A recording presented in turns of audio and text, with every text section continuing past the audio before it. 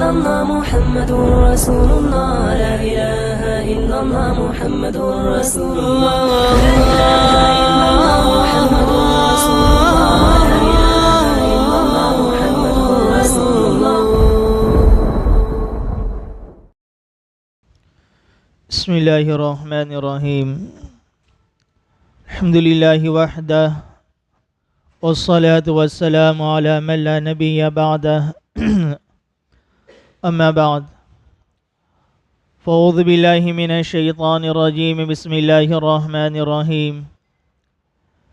ليس البر أن تولوا وجوهكم قبل المشرق والمغرب ولكن البر من آمن بالله واليوم الآخر والكتاب والنبيين وآتى المال على حبه ذوي القربى واليتامى والمساكين وابن السبيل. قال النبي صلى الله عليه وسلم: يا ابن آدم أن تبذل خير لك، او كما قال علیہ الصلاۃ والسلام. بزرگان محترم اور میرے عزیز ساتھیوں، اللہ رب العزت کا بڑا احسان و کرم ہوا. اللہ رب العزت نے ہم سب کو اس بابرکت مجلس میں شرکت کرنے کی توفیق عطا فرمائی. اللہ تعالی ہم سب کے اس مل جل کر بیٹھنے کو قبول فرمائے، اور اللہ تعالی اولاً مجھے صحیح کہنے کی توفیق عطا فرمائے، اور جو کچھ بھی کہا جائے سنا جائے ہم سب کو اس پر عامل بنا دے.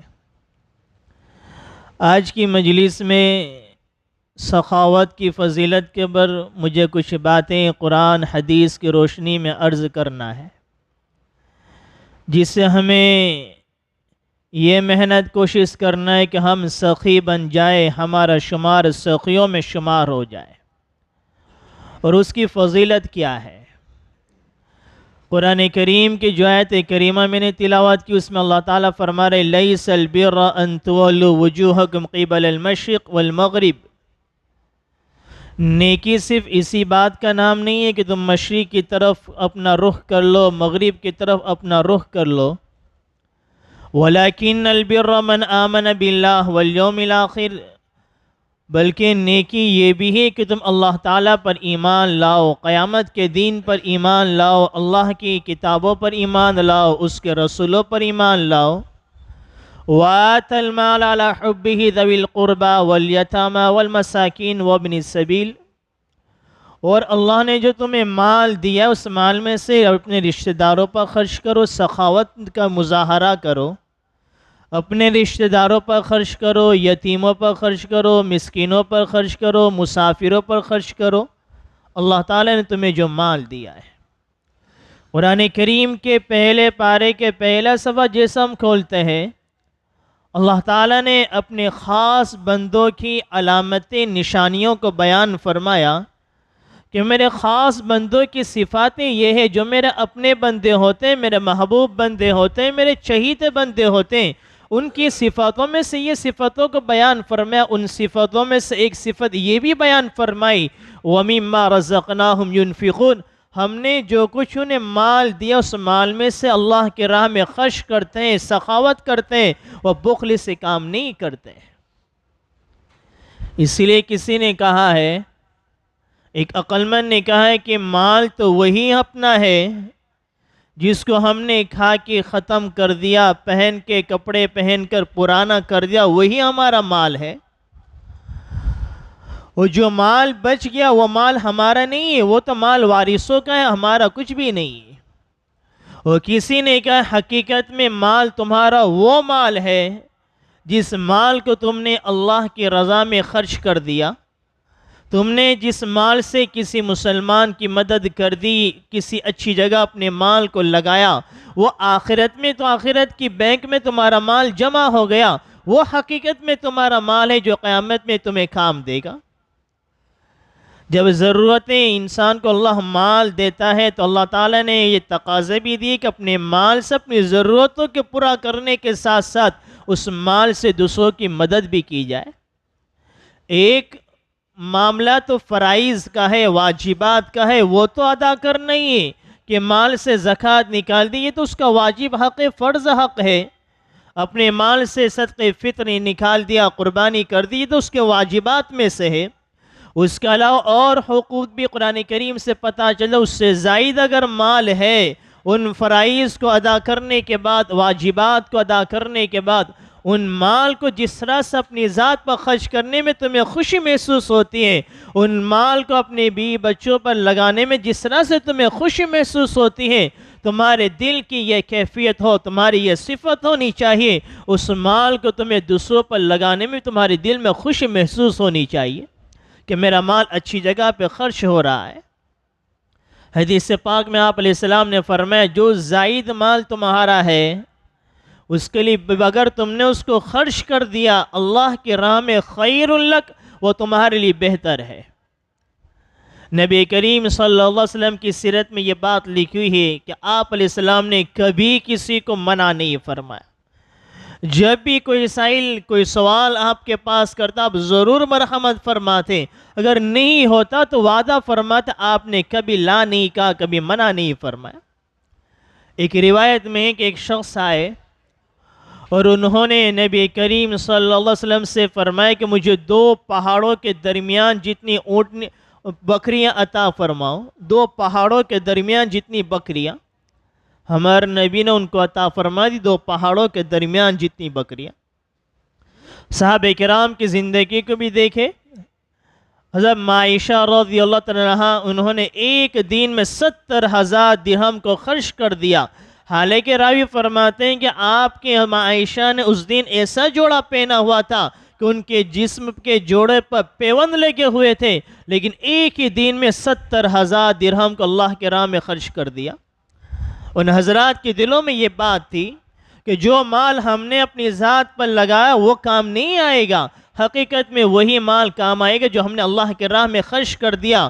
جو کچھ بھی ان کے پاس ہوتا وہ دلی اعتبار سے سخی ہوتے، سخاوت کا مظاہرہ کرنے والے ہوتے، ان کی زندگیوں میں بخل نظر نہیں آتا تھا۔ ایسے ایسے واقعات حضرت شیخ نے بھی اپنے فضائل صدقات میں بیان کیے، جن کو سنتے تو تعجب ہوتا ہے، کیا شاید وہ لوگ پاگل تھے یا ہم پاگل ہیں کہ ان کی زندگیاں کیسی تھی، ہماری زندگیاں کیسی تھی، سخاوت کے میدان میں کتنے پیش کتنے آگے بڑھے ہوئے تھے، ہماری عقل حیران ہو جاتی ہے۔ حضرت شیخ نے فضائل میں کئی اس طرح کے واقعاتوں کو بیان فرمایا کہ ایک بزرگ کے پاس ایک سائل آیا، مانگنے کے لیے آیا، ان کے پاس کچھ نہیں تھا، اسے کہا تو میرے سے مقدمہ دائر کر دے، قاضی کے سامنے یہ دعویٰ کر دے، میرے پاس اس کے پاس سے مجھے پیسے لینا ہے، تو وہ مجھے پیسہ تو نہیں ہے، وہ مجھے جیل میں بھیج دے گا، اور میرے گھر والے میرے رشتہ دار اس کو چھڑانے کے بدلے تمہیں پیسہ دے دیں گے، تمہارا کام نکل جائے گا۔ کیسے کیسے واقعات کتابوں میں لکھے ہوئے۔ شیخ سعدی رحمۃ اللہ علیہ اپنی گلستہ میں ایک واقعہ بیان فرمایا کہ ایک بزرگ گھر میں نماز پڑھ رہے تھے، ایک چور ان کے گھر میں آیا۔ بزرگ تھے، اللہ والے تھے، سب ان کے گھروں میں کچھ بھی نہیں تھا، فقر فاقے میں اسے زندگی بسر ہو رہی تھی۔ گھر میں بہت تلاش کرا، بزرگ کو پتہ چلا کوئی چور ضرورت کے لیے آیا ہے، لیکن گھر میں کچھ ہے ہی نہیں، تو جو ایک کمبل ان کے پاس تھی وہ بھی دروازے پر ڈالتی چپکے سے کہ جاتے جاتے وہ کمبل لے کر چلا جائے، خالی ہاتھ نہ جائے۔ یہ اللہ والوں کی زندگی، وہ اپنے مال کو اپنی ذات پر لگانے سے دوسروں کو دینے میں زیادہ فخر محسوس کرتے، زیادہ خوشیاں محسوس کرتے۔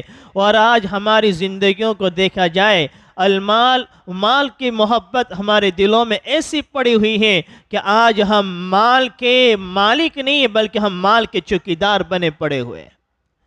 ایک شہزادہ اپنے باپ کے انتقال کے بعد تخت نشین ہوا، بادشاہ بنا، اس نے اپنے خزانے کے دروازوں کو کھول دیا، خوب سخاوت کر رہا ہے، تو اس کے باپ کا جو وزیر تھا وہ شہزادے کو سمجھانے لگا کہ بے تیرے باپ دادوں نے بڑی محنتوں سے یہ خزانہ جمع کیا ہوا ہے، اور تو اس طرح سے سخاوت کرتا رہے گا، لوگوں کو دیتا رہے گا تو یہ خزانہ ختم ہو جائے گا، تو ایسا کیوں نہیں کرتا ہے؟ اگر تو لوگوں کو خزانہ بھی تقسیم کرے گا، سب کے پاس تھوڑا تھوڑا پہنچتا ہے، کیوں تو لوگوں کے پاس سے تھوڑا تھوڑا لیتا نہیں ہے تاکہ تیرے پاس بہت سارا جمع ہو جائے گا؟ وزیر نے یہ مشورہ دیا شہزادے کو جو بادشاہ بنا ہوا ہے۔ اس شہزادے نے بڑی اچھی بات کی جو ہمارے دل کی دیواروں پر لکھنے کے قابل ہے۔ وہ شہزادے نے کہا اللہ نے مجھے اس مال کا مالک بنایا ہے، اللہ نے مجھے اس مال کا چوکیدار نہیں بنایا ہے کہ میں اس مال کی حفاظت کرتا رہوں، اللہ نے مجھے مال کا مالک بنایا ہے۔ آج ہماری زندگیوں کو دیکھیں، آج ہمارے مال کے ہم چوکیدار نظر آتے ہیں، ہم اپنے مال کے مالک نہیں ہیں، اس کو جمع کر کر کے اس کو اس طرح سے کوشش میں لگے ہوئے ہیں کہ مجھے آئندہ کام لگ جائے، میری اولادوں کو کام لگ جائے، یہ بھی ٹھیک ہے، لیکن اس کے ساتھ ساتھ ہم سخاوت کی صفت ہماری زندگیوں میں ہونی چاہیے کہ ہمارا عمل سے، ہمارے اللہ کے راہ میں خرچ کرنے سے اس بات کا اظہار ہو کہ ہمارا شمار اللہ کے یہاں سخیوں میں ہے، اللہ کے یہاں ہمارا شمار بخیلوں میں نہیں ہو رہا ہے۔ ہمارے نبی نے فرمایا السخی قریب من اللہ، قریب من الجنہ، قریب من الناس وبعید من النار۔ سخی جو ہوتا ہے، جو اللہ کی راہ میں خرچ کرنے والا ہوتا ہے، اللہ کے بندوں پر خرچ کرنے والا ہوتا ہے، اللہ کے نبی علیہ السلام فرما رہے سخی قریب من اللہ، سخی اللہ سے قریب ہوتا ہے، قریب من الجنہ، وہ جنت سے قریب ہوتا ہے، قریب من الناس، لوگوں سے قریب ہوتا ہے۔ اس لیے شیخ عطار رحمۃ اللہ علیہ فرماتے ہیں، فرید الدین عطار رحمۃ اللہ علیہ کا شعر ہے کہ سخاوت کند نیک مرد اختیار۔ شیخ فرید الدین عطار رحمۃ اللہ علیہ فرماتے ہیں کہ سخاوت وہ ایسی چیز ہے جو سخاوت کرنے سے انسان لوگوں کے درمیان میں معزز بن جاتا ہے، کہ درمیان خلق گردد محترم، کہ سخاوت جب بندہ کرتا ہے تو سخاوت کی وجہ سے اس کی محبت لوگوں کے دلوں میں اترتی ہے کہ یہ وہ بندہ ہے جو ہماری ضرورتوں کو پورا کرتا ہے، رشتہ داروں میں اس کی محبتوں کو اترتی ہے۔ اس لیے ایک بزرگ سے پوچھا گیا کہ سخاوت اور شجاعت ان دونوں میں سے بہتر کون سی چیز ہے؟ شجاعت کے معنی بہادری کے آتے ہیں، تو ایک بزرگ سے پوچھا گیا کہ سخاوت اور شجاعت ان دونوں میں سے بہتر کون سی چیز ہے؟ ان بزرگ نے بڑا اچھا جواب دیا، جو سخاوت کرتا ہے اس کو شجاعت کی ضرورت نہیں ہے، اس کو بہادری کی ضرورت نہیں ہے، اگر اس کے پاس کوئی حالات آ جائیں گے پوری مخلوق اس کے فیور میں کھڑی ہو جائے گی، کیونکہ سخاوت کرنے والا یہ بندہ اگر کوئی تکلیف آ گئی اس کے سب ساتھ کھڑے ہو جائیں گے۔ یہ ہمارا وہ بندہ ہے جو ہماری ضرورتوں کو پورا کرتا ہے، ہماری تکلیف میں ہمارے ساتھ کھڑا رہتا ہے۔ جو سخاوت کرتا ہے اس کو شجاعت کی ضرورت نہیں پڑتی۔ تو سخی بندہ جو ہوتا ہے لوگوں کے درمیان معزز ہوتا ہے، باعزت ہوتا ہے۔ اسی کو اللہ کے نبی علیہ السلام فرما رہے ہیں السخی قریب من اللہ، قریب من الجنہ، قریب من الناس، اللہ سے قریب ہے، جنت سے قریب ہے، لوگوں سے قریب ہے، وہ بعید من النار، وہ سخی شخص جہنم سے دور ہوتا ہے۔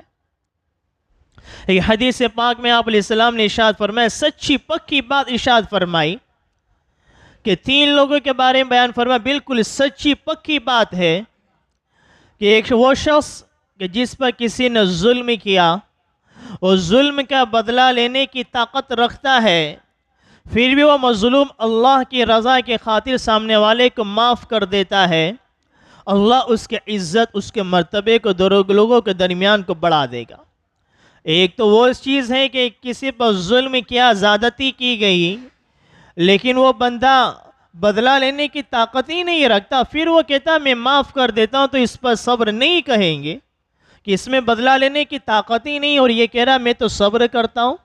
لیکن یہاں تو وہ معاملہ ہے، ایک مرتبہ ایک بادشاہ تھا، بادشاہ کا خاص وزیر تھا، سپاہی تھا، جو لوگوں سے ظلماً مال کو لیا کرتا تھا، بڑا ظلم کرتا تھا۔ ایک مرتبہ اس نے ایک پتھر ایک بزرگ کو مارا، لیکن وہ وزیر، وہ سپاہی ہے، بادشاہ کا خاص ہے، اس سے بدلہ تو لے نہیں سکتے۔ ان بزرگوں نے اس پتھر کو محفوظ کر لیا، اس کو اپنے پاس رکھ دیا۔ پھر ایک مرتبہ اس طرح کا موقع ہے، ظالم اللہ تعالیٰ اس کو دنیا میں بھی بدلہ دیتا ہے، آخرت میں بھی بدلہ ملے گا، جب تک کہ اس کو اس کے ظلم کی سزا دنیا میں نہ مل جائے اس کو موت نہیں آتی۔ تو بادشاہ ناراض ہو گیا، اس کو قید خانے میں ڈال دیا، کنویں کے اندر اس کو ڈال دیا۔ ان بزرگ کو پتہ چلا، وہ بزرگ آئے، وہی پتھر اس کے سر پر مارا۔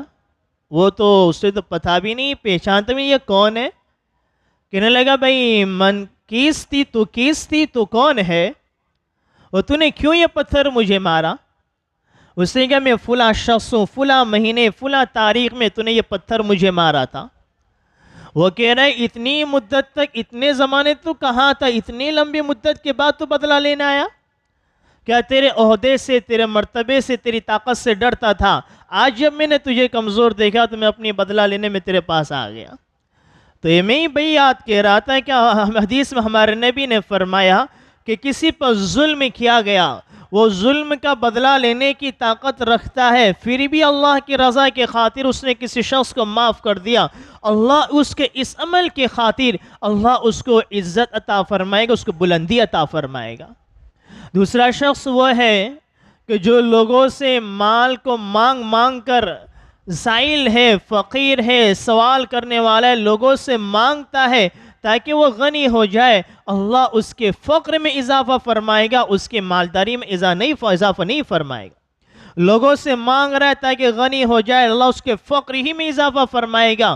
تیسرا بندہ وہ شخص ہے جو سخاوت کرتا ہے، اللہ کی رضا کے خاطر، اللہ کی محبت میں اپنے مال کو اچھی جگہ لگاتا ہے، اللہ اس کے مال میں برکت عطا فرمائے گا۔ تین بات پکی بالکل حدیث میں ہمارے نبی نے بیان فرمایا کہ سخاوت کرنے والا، ایک بزرگ فرماتے ہیں پوری زندگی میں نے 3 شخص کو تلاش کیا، کبھی نہیں پایا 3 شخص کو، کہ ایک ظالم جس نے ظلم کر کے اپنی سزا بھگتنے سے پہلے اس کو موت آ گئی، ایسا ظالم میں نے کبھی نہیں دیکھا جس نے ظلم کیا ہو اور بغیر سزا کے اس کو موت آ گئی ہو۔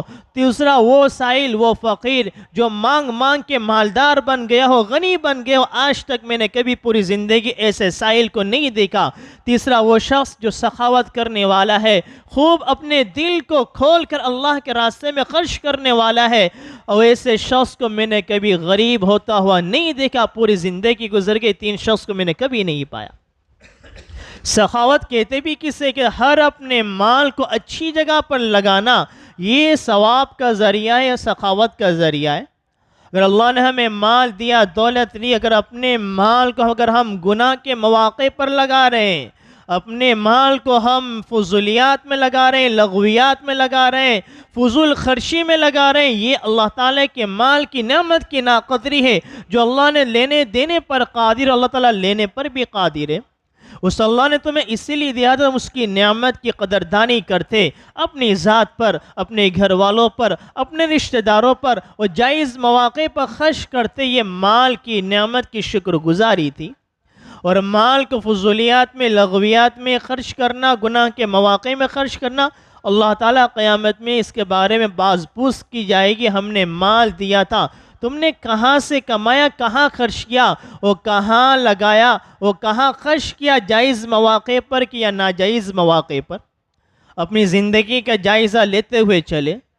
عبد الرحمن بن عوف بہت بڑے صحابی ہیں، بہت بڑے صحابی ہیں، 10 مبشرہ میں سے جنت کے وہ 10 صحابی جن کو اللہ کے نبی علیہ السلام نے دنیا میں جنت کی بشارت دے دی تھی، اللہ نے خوب مال دیا تھا، بے شمار دولت دی تھی، ان کے حالات میں لکھا ہے ان کے انتقال کے بعد ان کے وراثت میں سونے کو کلہاڑی سے توڑا جاتا تھا۔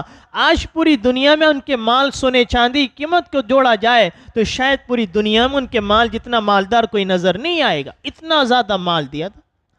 لیکن اللہ کے نبی علیہ السلام نے فرمایا کہ عبد الرحمن تو بہت آخر میں میرے پاس آیا، تیرے مال کے حساب و کتاب نے تجھے روک لیا۔ ہمارے نبی نے ایک حدیث میں فرمایا المال اف للدنیا، اف للدنیا وما فیہا من البلیات، حلالها حساب حرامها عذاب۔ ہائے افسوس اس دنیا پر، ہائے افسوس اس دنیا پر، حلالها حساب حرامها عذاب۔ اگر دنیا کسی کے پاس حلال طریقے سے ہے، اس کا حساب کتاب دینا ہے، حلال طریقے سے اس کا حساب کتاب دینا پڑے گا۔ حرامها عذاب، اگر دنیا حرام طریقے سے تو اس کے لیے جہنم ہے، عذاب ہے۔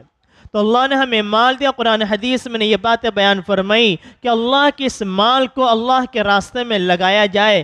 عثمان غنی رضی اللہ عنہ بڑے صحابی ہیں، بڑے مالدار صحابی ہیں۔ ان کے حالات میں لکھا ہے کہ مدینہ میں قحط کا زمانہ تھا، لوگ کھانے پینے کے اعتبار سے پریشان تھے، بہت بڑے تاجر ہیں، ان کی تجارت کا اونٹ آئے 1000 اونٹ ان پر اناج لدے ہوئے ہیں، اور 1000 اونٹ مدینہ میں آئے، وہ قحط ہے، بازار میں کھانے پینے کی اشیاء کی کمی ہے، بڑے بڑے تاجر سب جمع ہو گئے، ان کی جو قیمت بازار میں ہے اس سے دگنی ہم قیمت دینے کو ہم تیار ہیں، آپ کے یہ تجارت کا مال ہمیں دے دو، کیونکہ قحط ہے، اس سے زیادہ ہم بیچیں گے، دگنی قیمت دینے کے لیے تیار ہے۔ عثمان نے فرمایا میں نے اللہ سے سودا کر لیا، اس سے بہتر سودا کر لیا۔ فرمائیے 1000 اونٹ جس پر اناج لگا ہوا ہے، سب کو اللہ کے راہ میں انہوں نے تقسیم فرما دیا۔ کیسے دینے والے تھے، کیسے لوگ تھے؟ حاتم طائی کا ہم نے نام سنا ہے، بار بار لوگ حاتم طائی کا تذکرہ کرتے ہیں۔ حاتم طائی کیسے سخی تھے؟ جب کوئی تھوڑی سخاوت کرتا ہے تو کہتے ہیں یہ تو ہمارے خاندان کا حاتم طائی ہے، ہمارے محلے کا حاتم طائی ہے۔ حاتم طائی کو آج تک ان کا نام ایسے زندہ نہیں ہے۔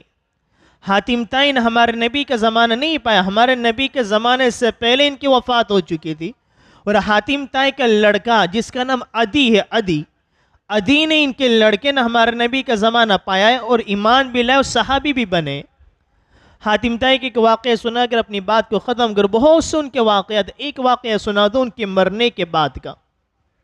قبیلہ عبد قیس کے کچھ لوگ حاتم طائی کی قبر کے پاس سے گزرے، ان کی قبر کے پاس وہ لوگ رات میں قیام کیا، تو قبیلے کا ایک شخص کھڑا ہوا اور حاتم طائی کی قبر کے پاس گیا اور اپنے پیر سے قبر پر لات ماری اور اقرینا کہا، یا حاتم، اے حاتم ہماری مہمان نوازی کرو۔ حاتم طائی کی قبر پہ کہہ رہا ہے۔ اس کے دوسرے ساتھی نے کہا تجھے کیا ہو گیا، کیسی تو باتیں کر رہا ہے، لا یعنی باتیں کر رہا، فضول باتیں کر رہا ہے، جو مر چکا ایسے شخص کے سامنے تو ایسی حرکتیں کر رہا ہے۔ تو اس نے کہا کہ میں نے سنا قبیلہ طی، ایک قبیلے کا نام لے، قبیلہ طی کا دعویٰ ہے کہ جو شخص بھی حاتم طائی کی قبر کے پاس سے گزرتا ہے حاتم اس کے مہمان نوازی کرتا ہے، میں بھی حاتم سے کہہ رہا ہوں ہماری بھی مہمان نوازی کرو۔ لوگوں نے اس کو سمجھایا کیا بے کی باتیں کر رہا ہے، سو جا۔ رات ہوئی، سو گئے، اور رات میں گھبرا کر اٹھ گیا، چلاتے ہوئے اٹھا۔ لوگوں نے پوچھا کیا ہوا؟ کہ میں نے خواب میں حاتم طائی کو دیکھا، وہ آئے اور انہیں چند اشعار پڑھے جس کا ترجمہ میں چھوڑ کے آگے چلتا ہوں، اور پھر انہوں نے میری اونٹنی کے کونچے کاٹ دیے، اونٹنی کے پیر کاٹ دیے، اس کو زخمی کر دیا۔ جب میں نے لوگوں نے اس کی اونٹنی کو دیکھا، واقعی میں وہ زخمی ہو چکی تھی، لنگڑا کر چل رہی تھی، وہ کافی زخمی ہو چکی تھی۔ یہ مر جائے اس سے پہلے لوگ جلدی کے اونٹنی کو ذبح کر دیا، پھر اس کے گوشت کو نکالا، پکایا، کھانا کھایا۔ پھر لوگوں نے کہا حاتم طائی نے ہماری مہمان نوازی کی۔ کہ حاتم طائی زندگی میں بھی ہماری لوگوں کی مہمان نوازی کرتے تھے، مرنے کے بعد بھی حاتم طائی نے مہمان نوازی کی۔ پھر سب لوگ سو گئے۔ جب صبح ہوئی تو اس ساتھی کو اپنے پیچھے بٹھا لیا۔ اب ذہن میں ایک سوال یہاں پر پیدا ہوتا ہے کہ حاتم طائی نے کہاں مہمان نوازی کی؟ یہ تو جس نے کہا تھا اسی کا اونٹ ذبح ہو گیا، اس کا اونٹ چلا گیا۔ اس کو دوسرے ساتھیوں نے اپنے اونٹ کے پیچھے بٹھایا، یہ قافلہ چلنے لگا۔